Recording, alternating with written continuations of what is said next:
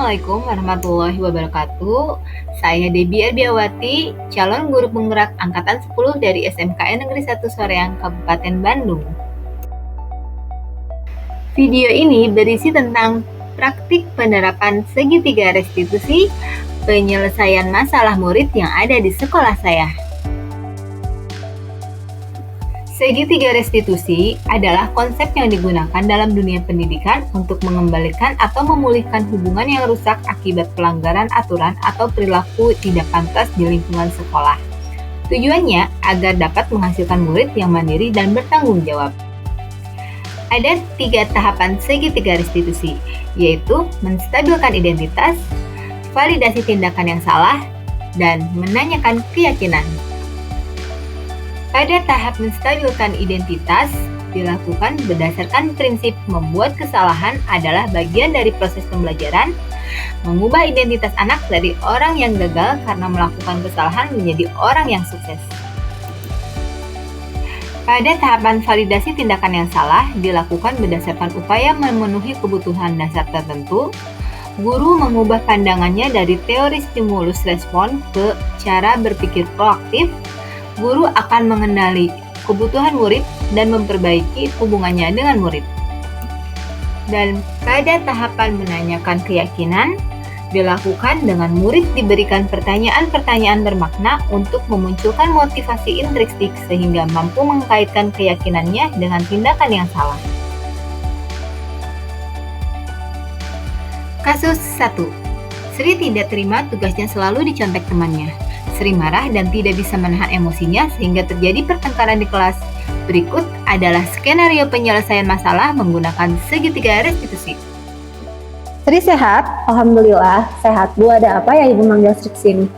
Begini Sri, Ibu dapat laporan dari ketua kelas, katanya kamu habis bertengkar ya sama Dika. Kenapa ya? Ya Bu, Sri tuh kesel sama Dika. Dika tuh setiap kali nyontek tugas Sri. Bukan hanya nyontek PR aja, tapi di pembelajaran lain juga Dika suka nyontek. Terus dia tuh suka maksa Bu nyonteknya. Kalau Sri gak kasih, Dika tuh suka bilang Sri pelit Bu. Subhanallah, pantas saja Sri merasa kesal ya. Ibu juga kalau di posisinya Sri, pasti Ibu kesal sama Dika. Terus apa yang Sri lakukan terhadap Dika? Sri tuh marah Bu sama Dika. Terus gak sengaja waktu Sri marah, Sri tuh ngerobek buku Dika. Merobek bukunya Dika?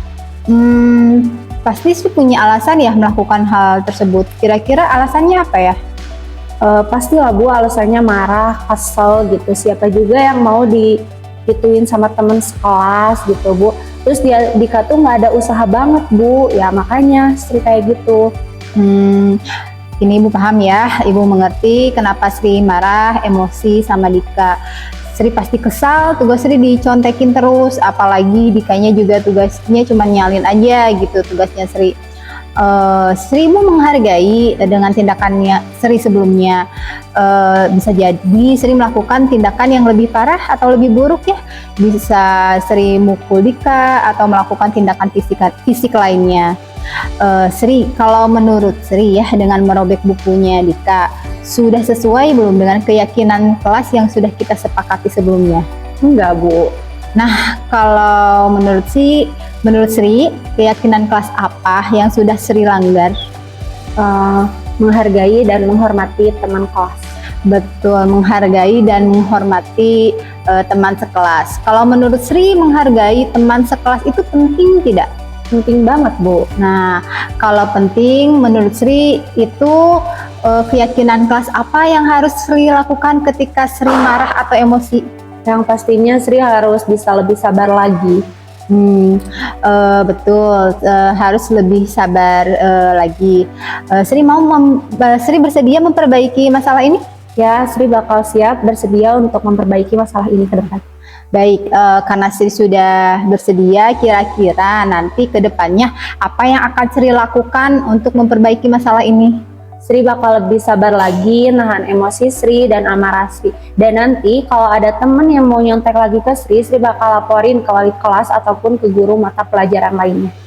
Baik, betul ya Sri, tindakan yang sangat tepat. Jadi nanti Sri kalau ada teman Sri yang mau mencontek tugasnya Sri, jangan langsung marah, jangan langsung emosi ya. Tapi Sri bisa lapor tadi kemana? ke guru dan ke wali kelas ya. Sri, masalah ini sudah selesai ya. Sri boleh kembali ke kelas dan Sri juga harus tetap semangat. Ya Bu, sebelumnya terima kasih ya izin pamit ke kelas lagi. Iya, jangan diulangi lagi ya. Ya Bu. Ya, silakan Sri. Assalamualaikum warahmatullahi wabarakatuh. Saya Sri Salsabila dari kelas 11 perhatian 3. Di sini saya sangat merasa senang karena saya bisa diajak berdiskusi dengan Bu Debi.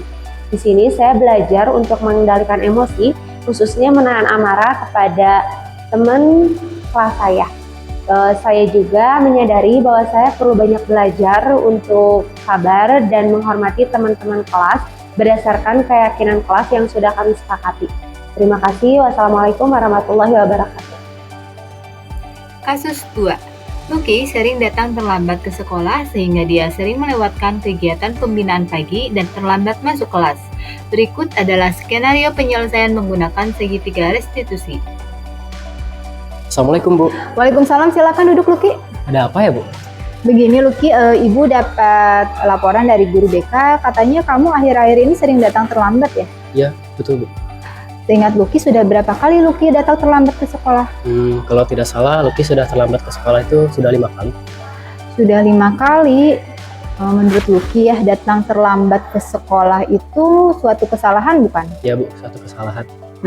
Begini ya Lucky ya, yang namanya manusia itu berbuat salah itu manusiawi ya. Semua orang pasti juga pernah melakukan kesalahan. Yang penting sekarang Lucky belajar dari kesalahan yang sudah Lucky lakukan. Ya Bu. Dan juga Lucky juga ada itikat baik untuk memperbaikinya. Ya Bu. Lucky setuju? Ya Bu, setuju. Ya, kita cari solusinya bareng-bareng ya. Baik Bu. Nah, Lucky dalam 1 bulan ini kan Lucky sudah 5 kali nih datang terlambat ke sekolah. Pasti Lucky juga punya alasan. Nah, Ibu pengen tahu apa sih yang membuat Lucky bisa datang terlambat ke sekolah, tidak ikut pembinaan pagi, dan bisa telat masuk pada jam pelajaran pertama? Itu karena Lucky sering bermain game online sama teman-teman Bu sampai larut malam. Oh, nah kalau seperti itu, Lucky masih ingat gak dengan keyakinan kelas yang sudah kita sepakati? Masih ingat Bu? Nah, kalau misalnya Lucky datang terlambat ke sekolah, itu sudah sesuai belum dengan kesepakatan kita? Tidak sesuai Bu. Nah, menurut Lucky sudah melanggar keyakinan kelas yang mana? Kedisiplinan Bu.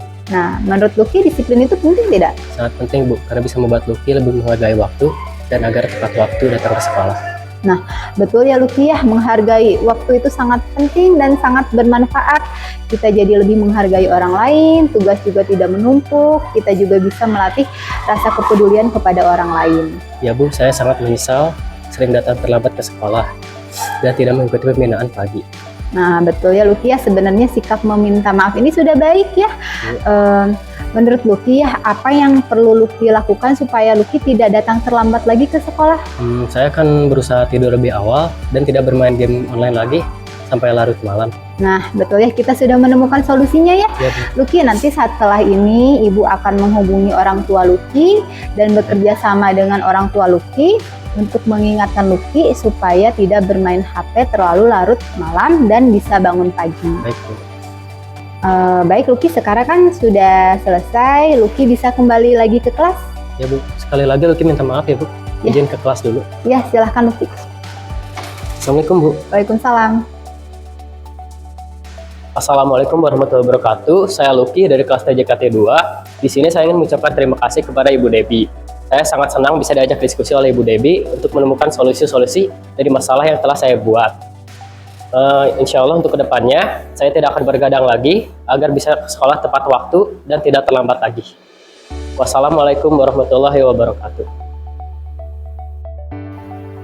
Terima kasih sudah menyaksikan video ini. Salam guru penggerak, tergerak, bergerak, menggerakkan. Wassalamualaikum warahmatullahi wabarakatuh.